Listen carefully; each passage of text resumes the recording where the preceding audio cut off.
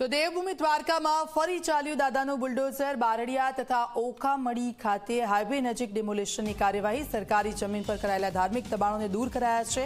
SDM અને ડીવાયએસપીની ઉપસ્થિતિમાં કામગીરી કરવામાં આવી। ડિમોલિશનને પગલે ગોઠવાયો પોલીસનો ચુસ્ત બંદોબસ્ત। દ્વારકામાં સતત ડિમોલિશનની કાર્યવાહી ચાલી રહી છે અને આ બધાની વચ્ચે વધુ એકવાર જે ધાર્મિક દબાણો છે તેને દૂર કરવામાં આવ્યા છે। ફરી એકવાર દાદાનું બુલડોઝર બારડિયા તથા ઓખામડી હાઈવે નજીક ચાલ્યું છે ડિમોલિશનની કામગીરી। પોલીસનો ચુસ્ત બંદોબસ્ત અને એની વચ્ચે આ ડિમોલિશનની કાર્યવાહી કરવામાં આવી। એસડીએમ અને ડીવાયએસપીની ઉપસ્થિતિમાં ડિમોલિશન કરવામાં આવ્યું।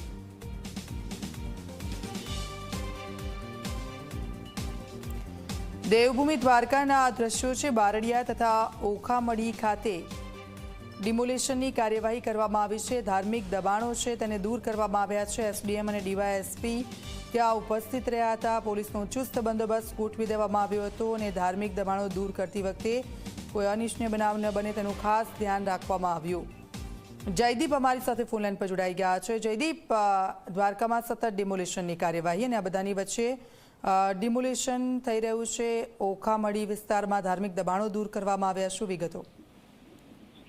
ચોક્કસ દીક્ષિતા, વાત કરવામાં આવે તો દેવભૂમિ દ્વારકા જિલ્લામાં ડિમોલેશનની કામગીરી છે તે યથાવત છે તે જોવા મળી છે। ખાસ જ્યારે વાત કરીએ તો બરડિયા ઓખામડી ખાતે જે નેશનલ હાઈવે આવેલો છે તેની બાજુમાં જે આવેલ ધાર્મિક દબાણો હતા જે સરકારી જમીન પર બાંધવામાં આવ્યા હતા તેને છે તે આજે સરકારી તંત્ર દ્વારા છે તે દૂર કરવામાં આવ્યા છે। ત્યારે વાત કરીએ તો જે સ્થાનિક પ્રશાસન છે તેમની ટીમ અને જે પોલીસ પ્રશાસન છે તેમની ટીમ દ્વારા ચુસ્ત પોલીસનો બંદોબસ્ત વચ્ચે છે કે જે દાદાનું બુલડોઝર છે ફરી એક વખત જે સરકારી જમીન પર જે ધાર્મિક દબાણો કરવામાં આવ્યા હતા તેના પર ફરી વળ્યું છે અને 1750 ચોરસ મીટર સરકારી જગ્યા છે કે જેને ખુલ્લી કરવામાં આવી છે, જેની બજાર કિંમત 1.55 કરોડ જેટલી ગણવામાં આવી રહી છે। જી દીક્ષિતા।